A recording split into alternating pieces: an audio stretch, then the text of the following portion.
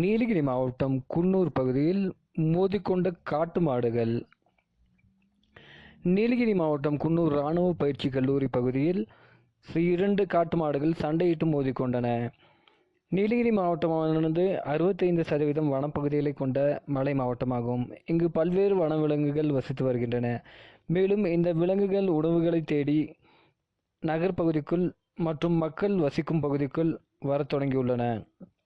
மேலும் இவை கூட்டமாக வருவதால் பொதுமக்கள் அச்சத்தில் ஆழ்ந்து உள்ளனர். மேலும் இன்று குன்னூர் பகுதியில் இராணுவ பயிற்சி முகாம் பகுதியில் 2 காட்டு மாடுகள் சாலை ஓரத்திலேயே சண்டையிட்டு கொள்ளும் காட்சியானது பரபரப்பை உண்டாக்கி வருகின்றது.